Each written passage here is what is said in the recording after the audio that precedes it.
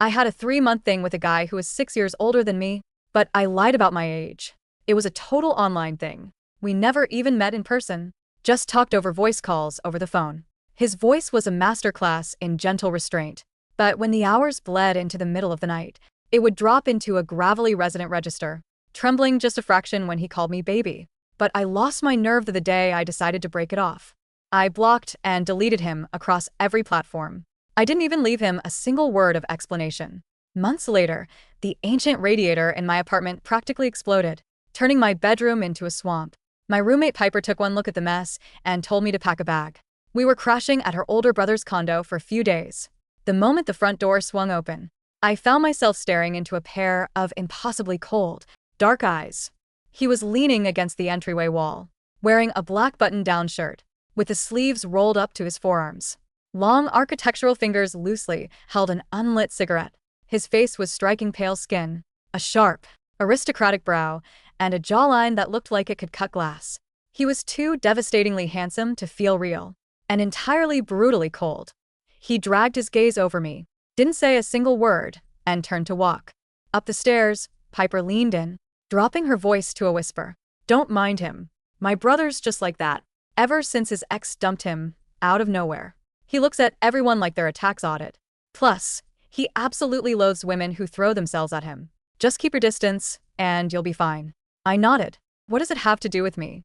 Anyway, I thought. That was until dinner. Piper took a call from their mother, and casually yelled over her shoulder, "Hey, Declan. Mom wants us home for dinner tomorrow." The fork slipped through my fingers. It hit the edge of my ceramic plate with a sharp, echoing clink. Declan. I had heard that name 1,000 times. Voice notes sent at 2 in the morning in those low, breathy murmurs that used to make my face burn, and my lungs forget how to work. It was the first thing he said every time he initiated a call. "It's Declan. Tell me you miss me today." I froze, completely paralyzed.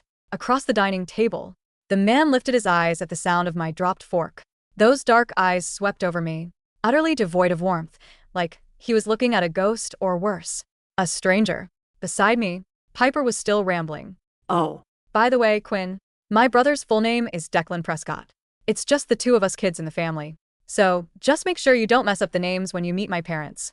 My lips parted, but my throat refused to form a single coherent syllable. Declan Prescott, my internet ex-boyfriend, the man I had mercilessly ghosted and blocked 8 months ago. And he was currently sitting exactly 6 feet across from me, chewing his dinner with a blank expression of a sociopath. I was dead, absolutely. Unequivocally dead. I couldn't have written a worse script for my life if I tried. Accidentally. Dating my roommate's older brother online was one level of hell. Having to move into his apartment 8 months after I broke his heart was the basement of that hell.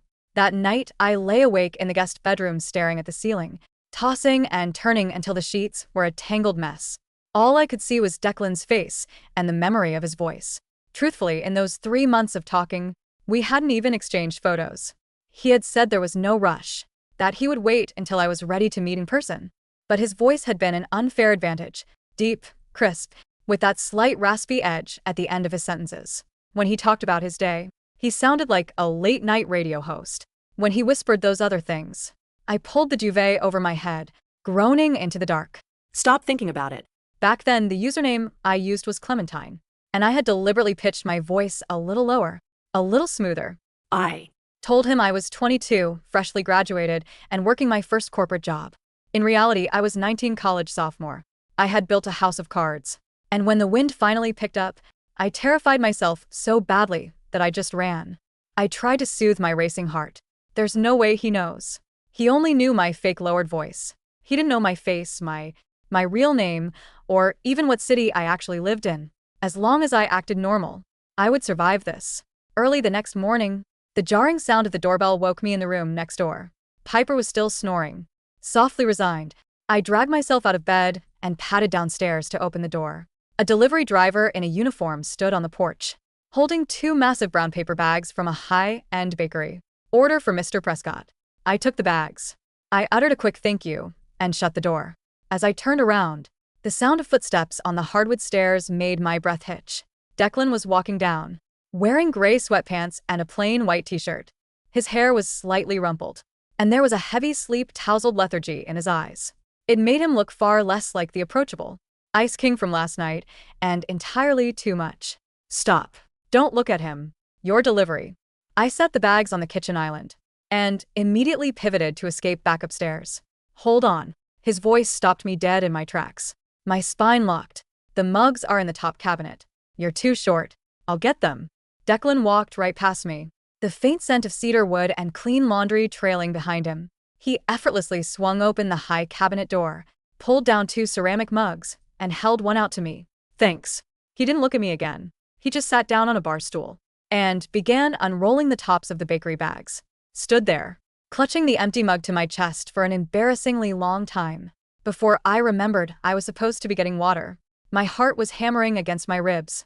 It was the most mundane sentence in the world, but the moment the tremor of his voice hit the air, I couldn't stop it from overlapping with those late-night whispers, etched into my memory. Clementine. Tell me you miss me today. Be a good girl. Go to sleep. See you in your dreams. I practically choked on a huge gulp of freezing water. This wouldn't work.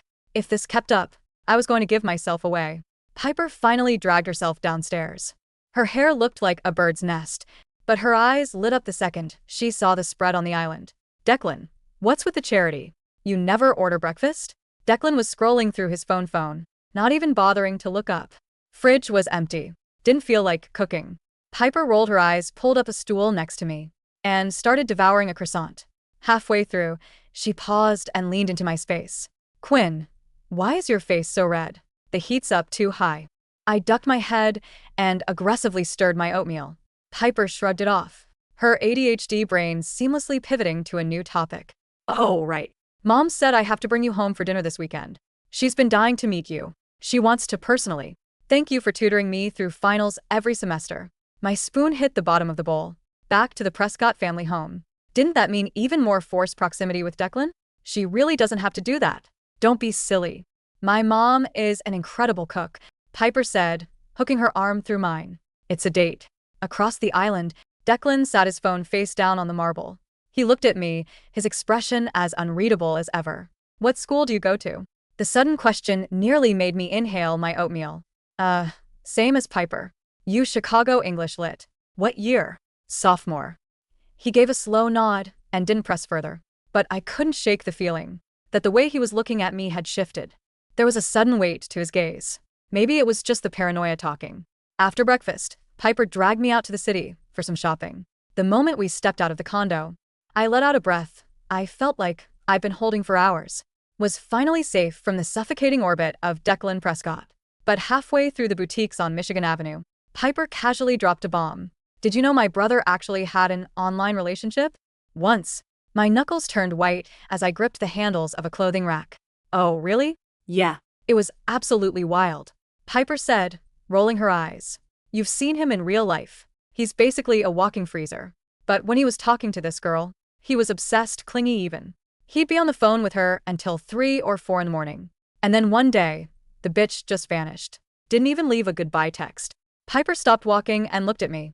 Take a guess how my brother reacted. I didn't want to guess. I couldn't. He looked for her for 2 straight months. Scoured every single app, every forum, every platform. He found absolutely nothing. Ever since then, his temper has been garbage. And he barely has the patience to speak to anyone. I fell into a heavy, suffocating silence. He had looked for me for 2 whole months, while I had scorched the earth, deleted every account, and hidden myself away like a pathetic coward. Why are you being so quiet? Piper nudged my shoulder. Nothing. Just thinking your brother went through a lot. Yeah, it was brutal. Piper sighed. Sometimes I wish I could track that girl down and scream at her. If you're going to dump someone, at least have the decency to give them a reason. You know? I forced the corners of my mouth up, but it wasn't a smile. Saturday. The Prescott estate. Mrs. Prescott. Elaine was a force of nature. The moment I walked through the door, she grabbed both my hands and refused to let go. So you're the lovely Quinn who's been saving Piper's GPA. Look at you. You're absolutely darling. It's so nice to meet you, Mrs. Prescott. Sit it. Make yourself at home, please.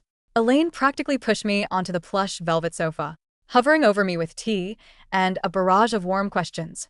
The living room was massive, decorated in moody, understated earth tones. I hadn't been sitting for more than 10 minutes when the sound of a key turning in the front door echoed through the foyer. Declan walked in. He was wearing a navy blue knit sweater and dark trousers. He looked immaculate, sharp, like he had just stepped out of a luxury editorial spread. "Declan, you're back. Come here." His mother waved him over. He swapped his shoes for house slippers and walked into the living room. When he saw me on the sofa, his steps faltered for a fraction of a second. Then, acting as if nothing was amiss, he sat down in the armchair directly across from me. "Mom?" Yes. Alay na veamat. Then turned to me. Quinn. "This is my son, Declan. I assume you two have crossed paths at the apartment." Yes. I gave a tight nod. I was doing everything in my power to look normal. "Declan, Quinn has been a godsend to your sister. Be nice to her." Declan looked at me. "Right?" One word. That was it.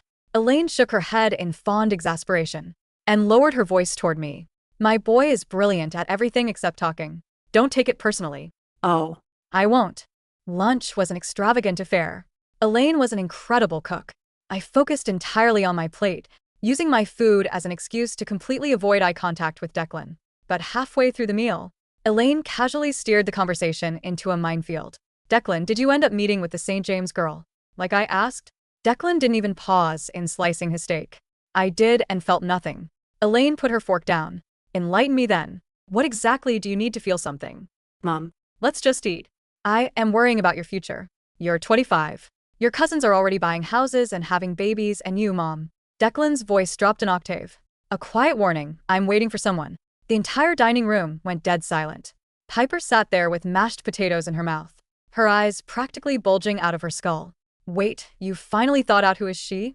The silver fork in Piper's hand remained suspended an inch from her open mouth, a stray fleck of parsley clinging to the tines.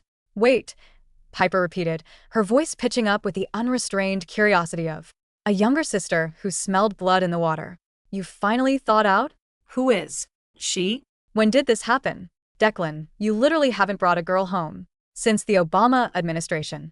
Across the polished mahogany table, Elaine's eyes lit up with predatory maternal excitement. "Declan." "Who? Is it someone local? Someone from your firm?" Quinn kept her eyes glued to the center of her plate, willing her pulse to stop, hammering against the base of her throat. Her heart felt like a trapped sparrow, beating wild and frantic against her ribs. Every nerve in her body screamed at her to sink into the floorboards, to dissolve into the thick Turkish rug beneath the dining table, to cease existing altogether. Declan didn't flinch. He didn't drop his utensils. With slow, maddeningly precise movements, he used his knife to divide a medallion of roasted beef, the blade slicing through the meat with barely a whisper of resistance.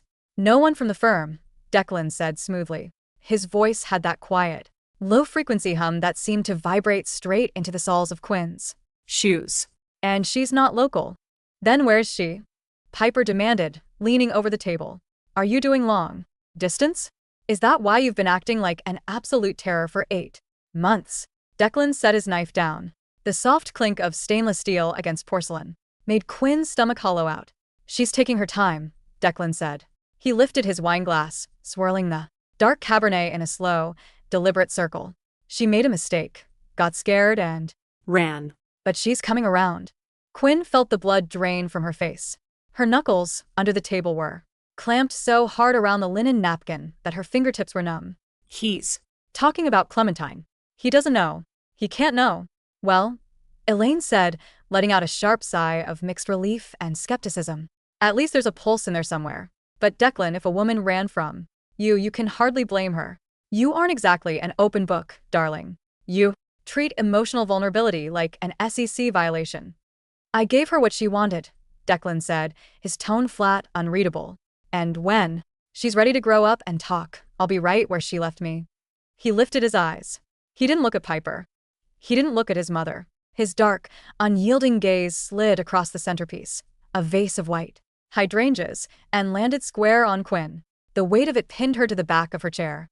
It was an assessing, razor-sharp look, devoid of the gentle warmth she used to coax out of him over the phone at 3 a.m, but thick with an undercurrent of something heavy and dangerous.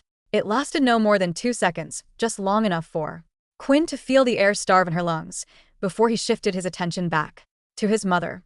"Piper," Declan said, effectively slicing through the topic like a dull blade. "Pass the potatoes and stop interrogating me." Piper groaned, but the tension broke. Elaine launched into a lively critique of the city's zoning laws, and Piper chimed in with complaints about her economics. Professor. Quinn forced herself to swallow a mouthful of water. The glass shook in her hand, the rim clicking lightly against her teeth. She lowered it immediately, terrified that Declan's observant eyes would catch the tremble. He doesn't know, she chanted silently, her mind spinning in desperate circles. He was talking about Clementine. He has no idea Clementine is sitting 6 feet away from him wearing a second-hand oversized sweater and a cheap silver ring. She survived the rest of lunch by adopting the posture of a model guest, nodding politely at Elaine's anecdotes, smiling when Piper made a joke, and never, under any circumstance, allowing her eyes to wander toward the right side of the table, where Declan sat. When the meal finally wound down, Piper threw her arms around Elaine in the Foyer. "Thanks for lunch, Mom. We have to run back before the downtown traffic gets brutal. Quinn has a mock trial prep sheet to edit for me." "You are keeping her, Piper," Elaine declared, kissing Quinn warmly on both Cheeks. "I mean it, Quinn. You have brought civilization into my daughter's Life. Come back next Sunday. Bring an appetite." "I will. Thank you so much, Mrs. Prescott," Quinn said, her voice small and Polite. Declan was leaning against the arched entryway of the living room, keys dangling from his long index finger. "I'm heading back to the city now. Piper, do you need a ride, or are you taking the train?" "We're taking the train," Quinn blurted out before Piper could open her mouth. Piper blinked at her, surprised. "Wait, why?" "Deck has his car right outside." It's "An Audi with heated seats, Quinn. Why would we freeze our asses off on the metro?" Quinn's throat dried up. I promised my mom I'd call her from a station. And the train gives me time to read." Declan's lips twitched, a barely perceptible, mocking curve at the corner of his mouth. He slipped the keys into his trouser pocket and pushed off the wall. "Suit yourself," he said softly, his voice dropping into that familiar, resonant timbre that sent ice water down Quinn's spine. "Don't catch a cold on the platform, Quinn. It'd be a shame if you lost your voice." The train ride back to the loop was an agonizing blur of rattling metal and gray suburban sprawl. Piper chattered endlessly about her mother's cooking and her brother's mysterious non-existent love life, while Quinn pressed her forehead against the chilled glass window, fighting off a wave of nausea. 8 months. 8 months ago, she had been a 19-year-old sophomore who thought creating an anonymous account on a voice-chatting literary forum was harmless escapism. She had called herself Clementine, pitched her voice down into a husky, sultry murmur, and pretended to be 22, working in publishing, living an independent, glamorous life she hadn't earned yet. Then came Declan. His handle was simply DP. He had entered a public room late on a Tuesday night, where people were discussing a translation of Dostoevsky. When he spoke, the room had gone quiet. His voice was dark, rich, and utterly stripped of modern pretense. They had moved to private calls within 3 days. Within 3 weeks, Quinn had become utterly, shamefully addicted to him. She would lock her dorm room door, slip her earphones in, and listen to him talk about his day, his frustrations, the architecture of the city he loved, the books he had reread 10 times. He wasn't loud or boastful. He was quiet, steady, and devastatingly attentive. He noticed when she took a breath before answering. He noticed the cadence of her laughter. "You have an old soul, Clementine," he had murmured one night at 4 in the morning, his voice raspy with exhaustion and intimacy. "Or you're very good at hiding behind words. Either way, I want to see you. Let me fly out." Let's stop hiding behind screens." That was the night the panic had set in. She wasn't 22. She wasn't an editor in New York. She was 19, living in a cluttered dorm room in Chicago, eating instant ramen, wearing oversized sweatpants with bleach stains on the knee. He was an adult, a real, established, brilliant adult. If he saw her, the illusion would shatter into dust, and he would look at her with the pity and disgust she deserved. So, like a coward, she hit the big red button, blocked his account, Deleted the app. swapped her burner email, wiped every digital trace of Clementine off the face of the earth. She had spent 3 weeks crying in the campus library bathroom, grieving a man whose face she had never seen. And now, she was sleeping in his guest room. Quinn? Earth to Quinn. Piper was waving a hand in front of her face as the train screeched to a halt at Millennium Station. "Sorry," Quinn stammered, pulling her backpack onto her shoulders. "Just tired." "You've been out of it all day," Piper said as they navigated the crowded Platform. Don't tell me my mother intimidated you. She looks like a dragon, but she's harmless. No, your mom was wonderful, Quinn said honestly. I just have a headache. When they returned to Declan's luxury high-rise condominium, the apartment was Dark. the city lights poured in through the floor-to-ceiling windows, casting long, geometric shadows across the polished concrete floors. Quinn exhaled a breath of pure relief. Declan wasn't home. I'm hitting the shower and passing out, Piper announced, kicking off her boots. In the foyer. Tomorrow is Monday and I have an 8:30 lecture on microeconomics that might actually kill me. Go ahead. I'll make some tea first, Quinn said. Once Piper was safely behind the closed door of the master bathroom, Quinn walked into the open-concept kitchen. The silence of the apartment felt vast and suffocating. She filled a small electric kettle, set it on its base, and leaned against the marble island, burying her face in her hands. You're going to survive this, she whispered to the empty room. The plumber said the radiator will be fixed by Wednesday. 2 more days. Just 48 hours and then you pack your bags, move back into the dorms, and you never have to see Declan Prescott again. Talking to yourself? Quinn let out a strangled gasp, her body jerking upright. Declan was standing by the dark glass door that led to the balcony. He was Wearing a charcoal wool sweater, his dark hair ruffled by the lake breeze. in the dim light of the kitchen's under-cabinet LEDs, his jaw looked sharper, the shadows under his cheekbones deeper. He closed the balcony door behind him, cutting off the low roar of city traffic. I didn't mean to scare you, he said, though there was zero remorse in his tone. He walked toward the island, shedding his heavy coat and tossing it over the back of a bar stool. I thought you were still out, Quinn stammered, backing up until her spine hit the edge of the kitchen counter. I came back an hour ago. Went out for some air. Declan walked past her. The subtle, intoxicating scent of cedarwood, cold air, and expensive tobacco washing over her. He reached up, opening the high cabinet to grab a ceramic mug. He stopped, his hand resting on the cabinet door. He looked down at her. Chamomile? He asked casually. Quinn's throat clicked. What? For your tea? He said, his dark eyes fixing onto hers. You look like you need Sleep. chamomile with a spoonful of honey. Isn't that how you take it? A cold spike of adrenaline shot straight down Quinn's spine. During those late-night calls, whenever she had sounded stressed during midterms, Clementine had always mentioned she was drinking chamomile with a spoonful of clover honey. Coincidence, she told herself furiously. Everyone drinks chamomile with honey when they're stressed. It's a universal combination. Just black tea, please, Quinn said, deliberately making her voice flat and formal. I have some reading to finish tonight. Declan didn't move. He stood there, one hand raised against the cabinet, his broad frame effectively trapping her between the counter and his body. The distance between them was less than 2 feet. She could see the faint stubble along his jaw, the slight crook in the bridge of his nose, the sheer, imposing reality of him. You don't talk much around me, Quinn, Declan said, his voice dropping into that quiet, velvet murmur. Piper says you're the sharpest debater in her study group, but whenever I walk into the room, you turn into a mouse.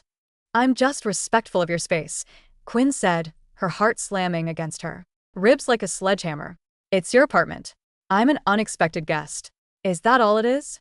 Declan stepped closer. Just half a step, but it eliminated the remaining air between them. Quinn pressed her back hard against the counter, her hands gripping the marble edge behind her. What else would it be, Mr. Prescott? She whispered. He tilted his head slightly, his gaze dropping to her mouth, then drifting slowly back up to her wide, terrified eyes. I don't know, Declan murmured, his voice dipping into that gravelly, late-night register that had haunted her dreams for 8 agonizing months. You just remind me of someone. A girl I used to know. Quinn felt her knees go weak. I doubt it.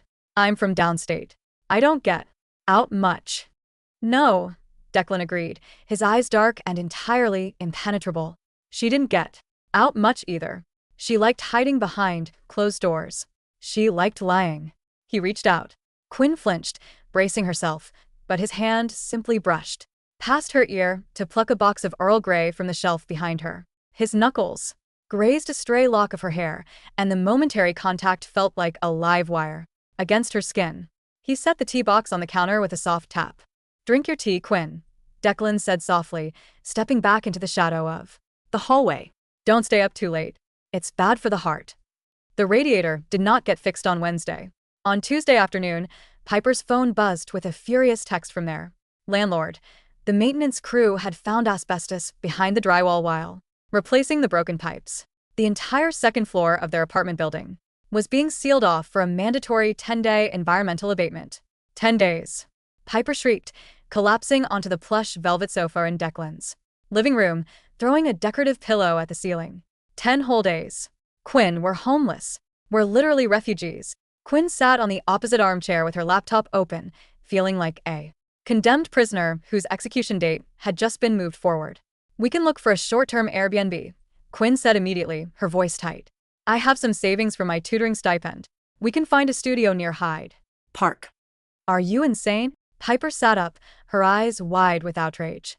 Why would we pay Airbnb prices when my brother has a 3,000 square foot penthouse with 2 guest rooms and sub-zero refrigerators? Deck doesn't care. He practically lives at his law firm anyway. Piper, it's intrusive, Quinn argued, desperate to find an escape hatch. He likes his privacy. We're disrupting his routine. The sound of a heavy oak door clicking shut interrupted her. Declan walked in, carrying a leather briefcase and an umbrella dripping with late autumn rain. He had discarded his suit jacket, his charcoal tie loosened at the collar, his crisp white shirt unbuttoned at the throat. He looked exhausted, sharp and lethally composed. What's intrusive? He asked, slipping off his leather dress shoes. Our apartment has asbestos, Piper said dramatically, gesturing with her hands. We're stuck here for another 10 days. Quinn wants to blow her savings on some flea-ridden Airbnb because she thinks you hate us. Declan walked into the living room, loosening his cuffs. He cast a brief, cool glance toward Quinn. She's welcome to stay, Declan said evenly. The rooms are empty, unless, of course, Quinn finds living here intolerable. He turned the question directly onto her, his dark eyes narrowing slightly. Quinn felt the invisible noose tightening around her neck. If she insisted on leaving now, she would look entirely unreasonable and suspiciously desperate. Piper would demand an explanation she couldn't give. No, Quinn forced out through clenched teeth. Of course not. Thank you, Mr. Prescott. That's very generous of you. Declan, he corrected her, his tone silky and dangerous. We're under the same roof, Quinn. Call me Declan. Declan, she repeated, the name tasting like ash and electricity on her tongue. He gave a slight, satisfied nod, then turned toward his private study at the end of the long corridor. I have briefs to review. Keep the music down after 10. As the study door shut with a muffled click, Piper pumped her fist in the air. Boom. Free luxury housing. Quinn, you're making dinner tonight to celebrate. That night, sleep was entirely out of the question. Quinn lay in the guest bed, listening to the muffled rumble of thunder outside. Rain lashed against the high glass windows, turning the city lights into blurred streaks of neon red and yellow. At 1:30 in the morning, her throat felt parched. She threw off the duvet, pulled on an oversized knit cardigan, and padded barefoot into the dark kitchen to fetch a glass of water. The apartment was pitch black, save for a thin sliver of warm light spilling from the half-open door of Declan's study. Quinn froze in the middle of the hallway. From inside the study, a sound drifted out into the quiet air. It wasn't the sound of typing. It wasn't classical music. It was a voice. I just think the ending was too cruel. He loved her for 300 pages, and she didn't even leave him a note. She just boarded the train and left. Quinn's heart stopped. The blood in her veins turned to liquid ice. That was her voice. It was Clementine's voice, slightly husky, artificially lower, speaking through the tiny, tinny speaker of an old audio recording. Quinn stood frozen in the dark hallway, unable to breathe, unable to move a single muscle. Her fingernails dug into the palms of her hands until it burned. Inside the study, the recording cut out. A long, heavy silence followed. Then, she heard the unmistakable sound of Declan's low, gravelly voice speaking in real time to the empty room. Where did you go, Clementine? The raw, quiet devastation in his voice hit Quinn like a physical blow to the chest. It wasn't the voice of the cold, untouchable corporate lawyer who walked around the apartment like a king surveying his domain. It was the voice of the man who had stayed on the phone with her until dawn, who had whispered his secrets into the dark, who had trusted her with the parts of himself he hid from the entire world. He was still listening to them. 8 months later, in the dead of night, he was sitting alone in his office, listening to voice notes from a ghost. A floorboard creaked beneath Quinn's shifting weight. The sound was tiny, no louder than a snapping twig, but inside the silent apartment it sounded like a gunshot. The light inside the study shifted. Heavy, deliberate footsteps moved toward the Door. Quinn gasped, spinning on her heel to bolt back toward the guest room. She took 2 frantic steps before a large, warm hand clamped firmly around her wrist, stopping her in her tracks. Running again? The words hit the back of her neck like warm velvet. Declan's grip on her wrist was unyielding, not rough enough to bruise, but firm enough to make escape impossible. He pulled her back, turning her around until her back was flush against the hallway wall, his tall frame blocking out the faint ambient light from the living room. Quinn's breath came in shallow, ragged gasps. She kept her chin down, her hair falling over her face like a curtain. I was just getting water," she whispered, her real voice shaking uncontrollably. Declan didn't let go of her wrist. Instead, he stepped in closer, trapping her completely within the perimeter of his body. In the dim light, his eyes were pitch black, gleaming with a terrifying, predatory intensity. "Did you hear something interesting?" he asked softly. No. "I didn't hear anything." "Liar." The word was spoken without anger. It was soft, intimate, and entirely devastating. Declan reached up with his free hand, his long, warm fingers gently catching her chin and tilting her face up toward his. Quinn squeezed her eyes shut, terrified of what he would see if she looked at him. "Look at me, Quinn," he commanded. "Please," she choked out, a single tear escaping the corner of her eye and sliding down her cheek. "Let me go." Declan's thumb swept across her cheekbone, catching the tear with heartbreaking gentleness. The warmth of his skin against hers made her whole body tremble. "You're terrified," Declan murmured, leaning down until his lips were inches from her ear. "Why are you so scared of me, Quinn? What did you do?" "Nothing. I didn't do anything." "Then why did your voice drop half an octave every time you got nervous on the phone?" Quinn's eyes flew open in pure, unadulterated horror. Declan was looking right at her. His expression was not one of confusion or sudden realization. It was the face of a hunter who had already laid the snare, baited the trap, and was simply watching the prey step into the net. He knew. He had known from the very beginning. You knew." Quinn's voice cracked, dropping all pretense, stripping away the careful, polite cadence she had maintained for 4 days. "From the second you dropped your fork at my mother's table," Declan said, his voice dropping into that dark, husky whisper that used to turn her inside out. "You have a tell, Clementine. When you lie, you take a sharp breath through your nose. When you're caught off guard, your voice forgets the fake low pitch and slides into that sweet, breathless rhythm." Quinn felt the floor drop out from beneath her feet. The air left her lungs in a broken sob. "You knew," she repeated, the humiliation crashing over her like a tidal wave. "And you played with me. You let me sit there and sweat." "Played with you?"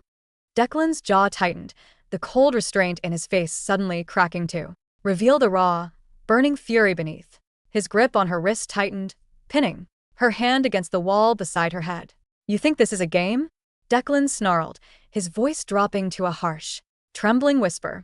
"You spent 3 months making me fall for a voice. Clementine. You had me counting the minutes until midnight just to hear you. Breathe. And then you deleted everything. You vanished into thin air like you never existed." Quinn's tears were falling freely now, hot and silent. Declan, I'm sorry. "I looked for you for 2 months," he hissed, his face inches from hers, his dark eyes blazing with an agony that tore straight through her chest. "I thought Something happened to you. I thought you were in an accident.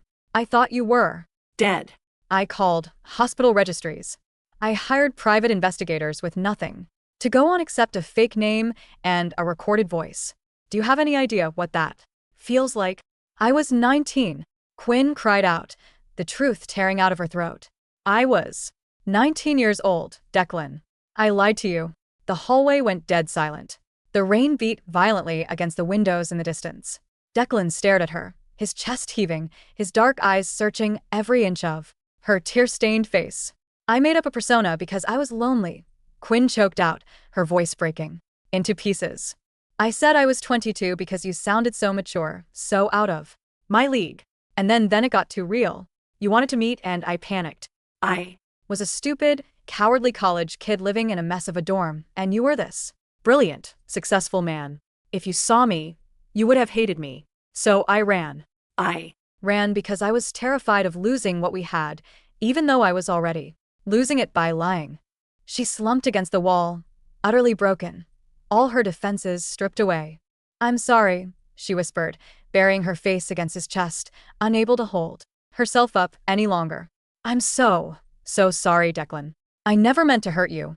Declan didn't pull away. For a long, agonizing minute, he stood there in the dark, his hand still pinned beside her head, his breathing ragged and uneven. Then, slowly, the tension snapped. Declan let go of her wrist. His arms wrapped around her waist, pulling her flush against his broad, muscular chest. He buried his face in the crook of her neck, inhaling the scent of her hair with a ragged, shuddering gasp that sounded like a man finally reaching the surface after drowning for 8 long months. You stupid, reckless little girl, Declan muttered against her skin, his voice thick with unspent emotion. You broke my fucking heart. His embrace was not gentle. It was possessive, bruising, and desperate. Quinn Clung to the fabric of his knit sweater, her tears soaking into the dark wool, feeling the heavy, frantic thud of his heartbeat against her cheek. For months, she had imagined this moment as an execution. She had pictured Declan's cold disgust, his sharp, articulate tongue dismantling her lies before kicking her out into the Chicago rain. She hadn't anticipated the overwhelming warmth of his body, or the way his large hands gripped her waist as though he were terrified she would vanish if he loosened his fingers by a fraction of an inch. Why didn't you throw me out? Quinn whispered, her voice muffled against his collarbone. The first night. Why didn't you just tell Piper and kick me out? Declan lifted his head. His fingers slid from her waist up to the back of her neck, tangling into the soft strands of her hair. He tilted her face up, forcing her to meet his dark, smoldering gaze. And let you run again? He asked, a bitter, self-deprecating edge to his voice. I spent 8 months losing my mind over a ghost. You think I was going to let you walk out that front door the moment you finally fell into my lap? Quinn swallowed hard. Declan, Piper is down the hall. If she finds out, I don't give a damn about Piper right now. Declan cut in, his thumb tracing the swollen contour of her lower lip. The touch was agonizingly tender, completely at odds with the hardness in his eyes. For 8 months, you were my Clementine. Now you tell me your name is Quinn. You're 19. You're my sister's roommate. He leaned down until his breath brushed over her lips. Do you have any idea how much I wanted to hate you? He murmured. Did you? Quinn breathed, her heart hammering against her ribs. I tried, Declan whispered. The first night you walked through that door, soaking wet and looking like a terrified stray, I wanted to tear you apart with words.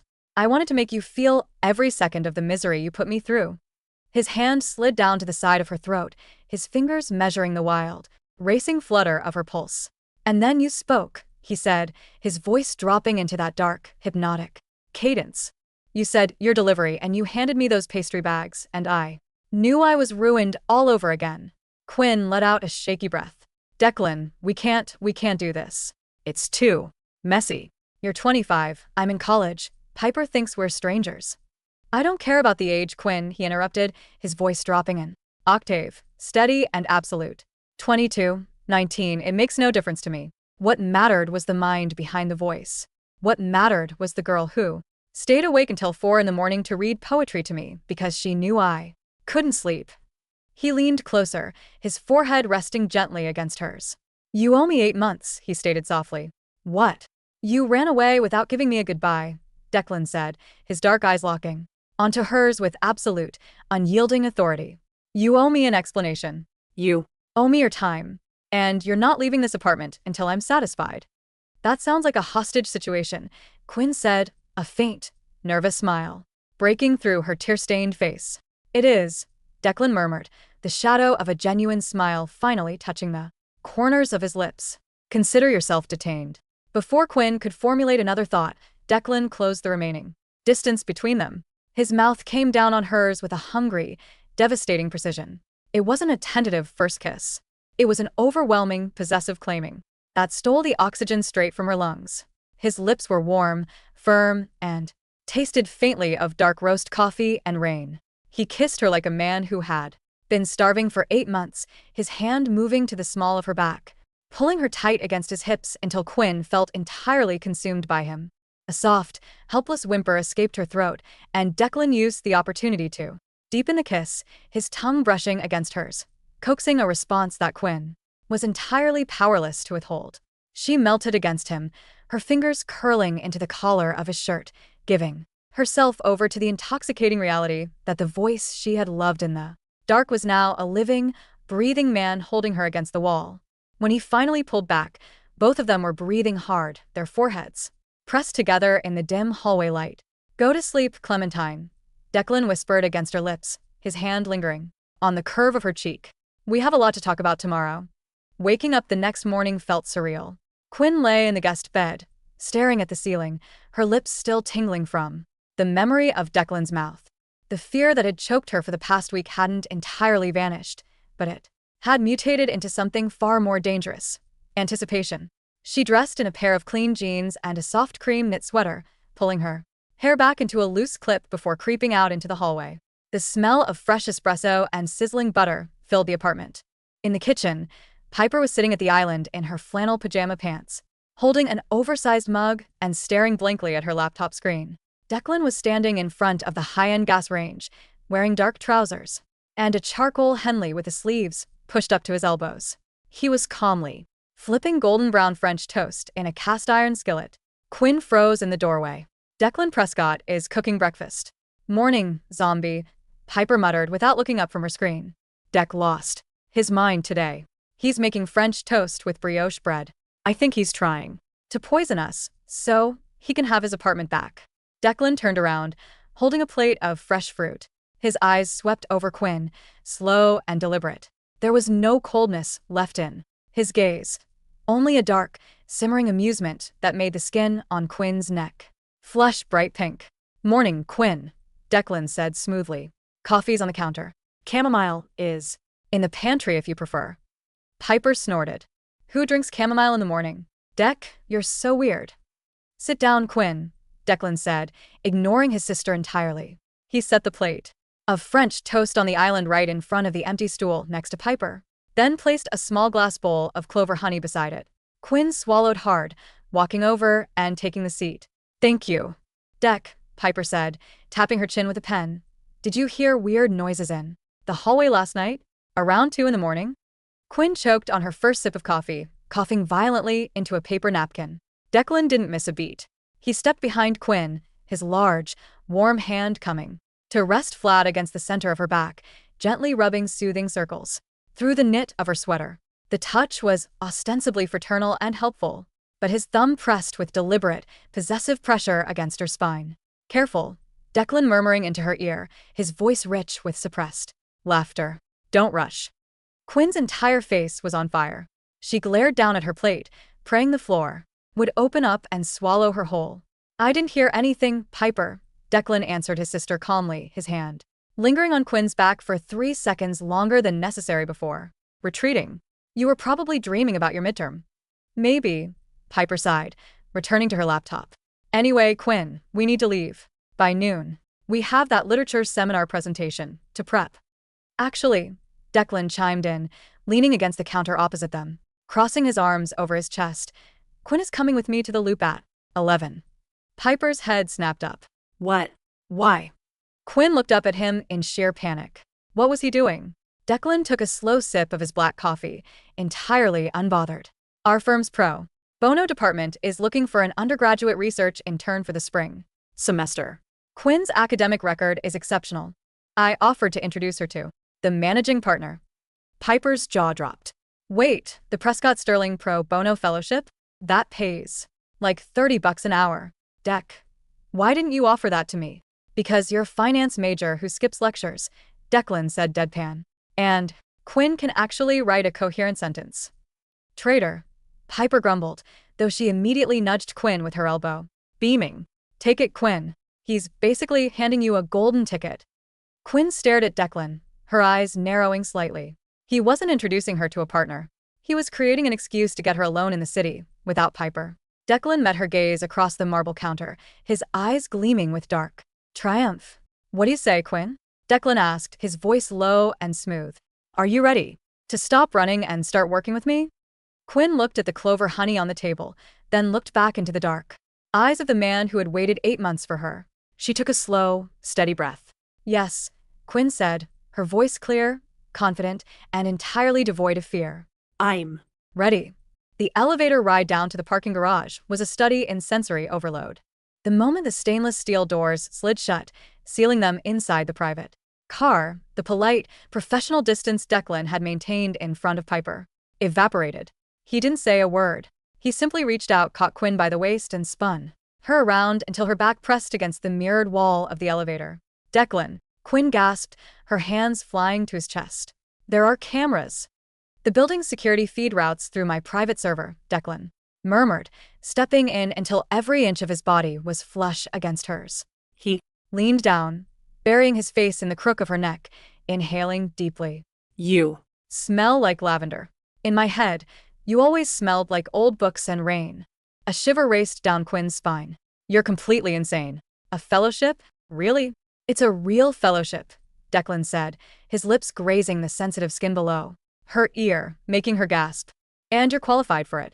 But mostly I wanted you to myself for the next 6 hours. I have classes at 2, Quinn protested weakly, her fingers instinctively gripping the lapels of his wool coat. I'll drive you to campus, he whispered, his mouth moving to the corner of her lips.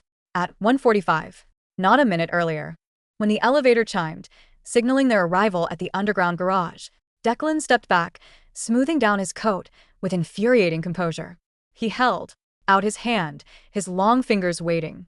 Quinn looked at his open palm for a fraction of a second, then slid her hand into his. His fingers closed around hers, warm, strong, and unyielding. He drove her to a quiet, historic private library tucked away in the Gold Coast, a members-only institution with dark mahogany bookshelves stretching 2 stories high, leather armchairs, and leaded glass windows overlooking a private courtyard.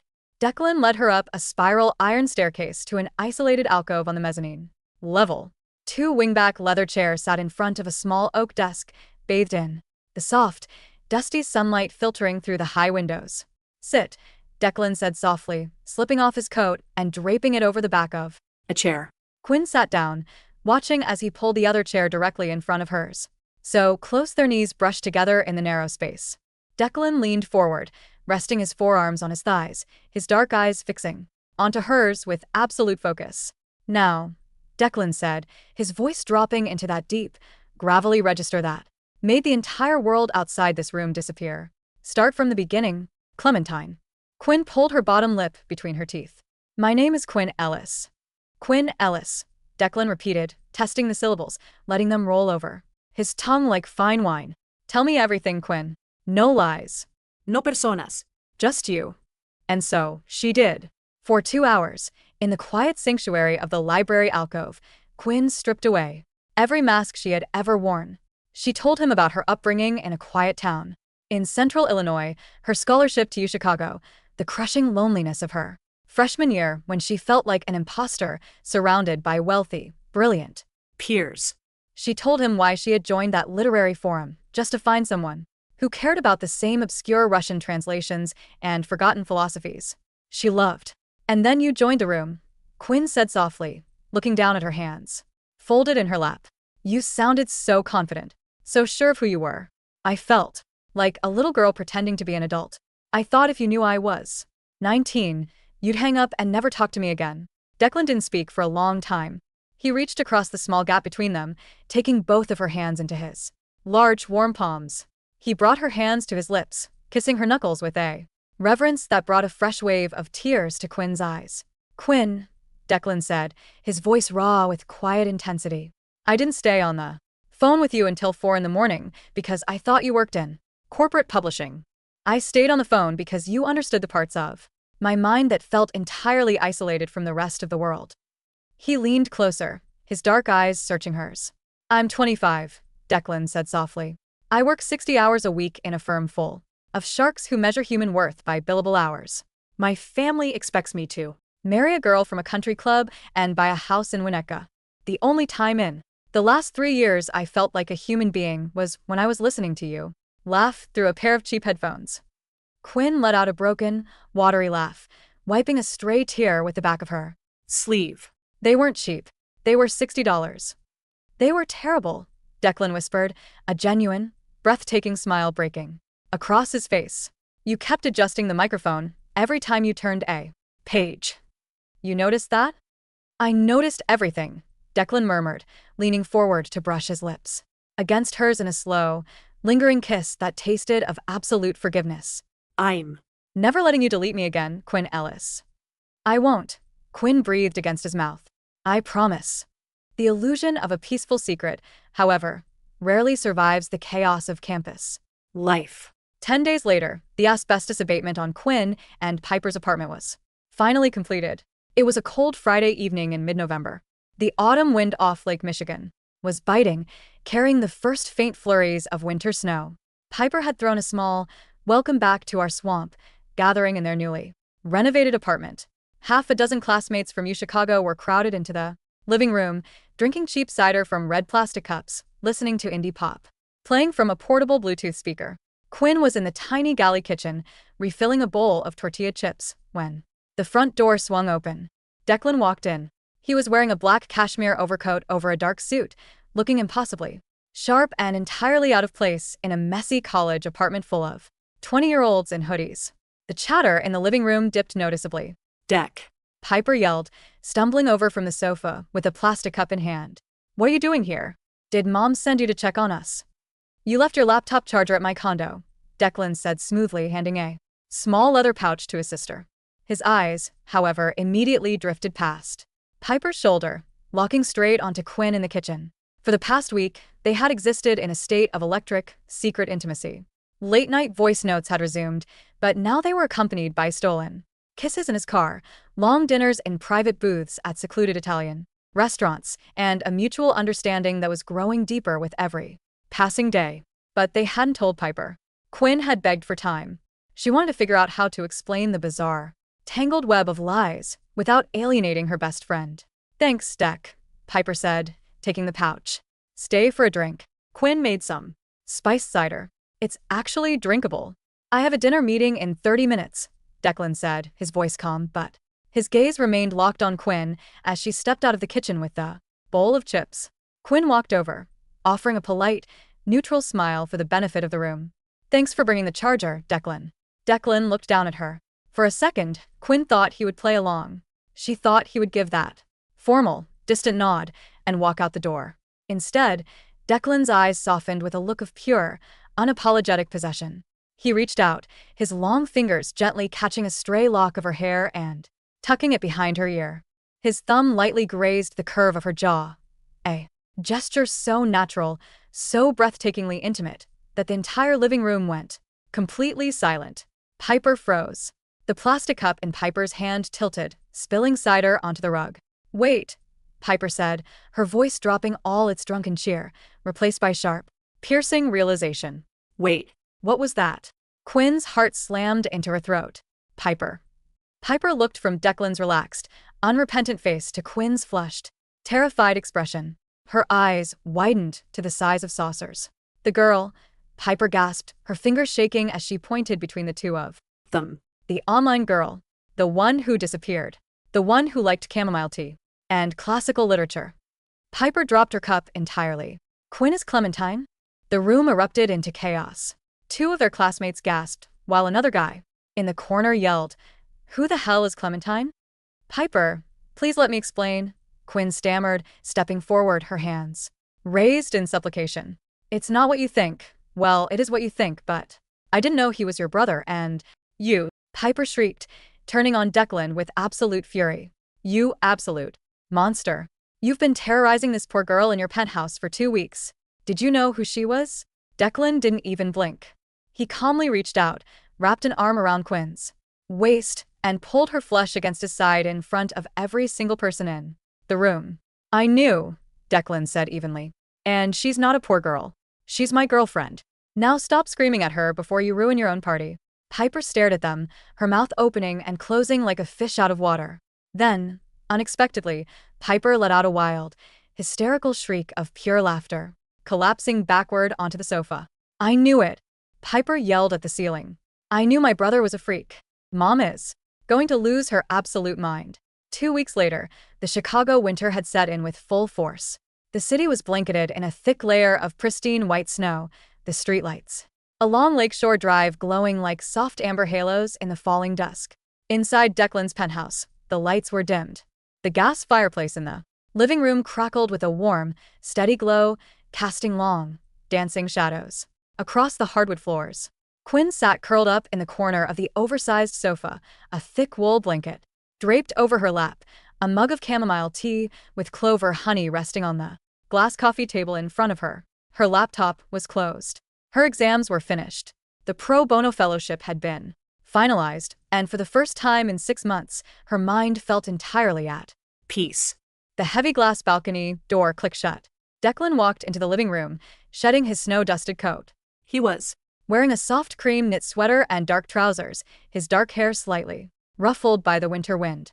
He didn't say a word. He walked straight over to the sofa, sat down beside her, and pulled her into his arms, lifting her effortlessly until she was sitting across his lap. Quinn smiled, wrapping her arms around his neck, burying her nose against his cold cheek. "You're freezing.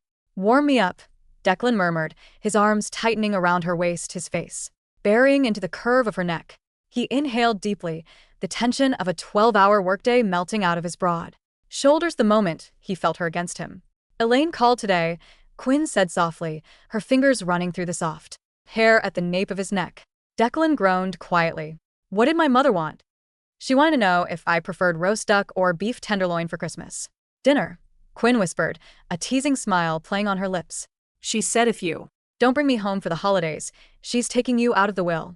Declan lifted his head, his dark, devastatingly handsome face inches from hers. The firelight danced in his dark eyes, turning the icy chill of his gaze into pure liquid warmth. "I don't care about the will," Declan murmured, his hand coming up to cup the side of her face, his thumb softly tracing the line of her cheekbone. "I only care about the girl in my arms." He pulled his phone from his pocket, setting it on the cushion beside them. With a single tap of his thumb, an old audio recording began to play. "Tell me you miss me today, Clementine." Declan's voice from 8 months ago filled the warm, quiet living room, low, raspy, full of longing. Quinn looked into the eyes of the man holding her. She didn't lower her voice. She didn't hide behind a screen. She didn't pretend to be anyone other than the 19-year-old girl who had fallen hopelessly in love with a voice in the dark. "I missed you, Declan," Quinn whispered, her real voice clear, sweet, and steady. "Every single day." Declan's lips curved into a breathtaking, triumphant smile. He leaned forward, closing the distance between them, sealing her confession with a slow, deep kiss that carried all the promises of the future they were finally ready to write together.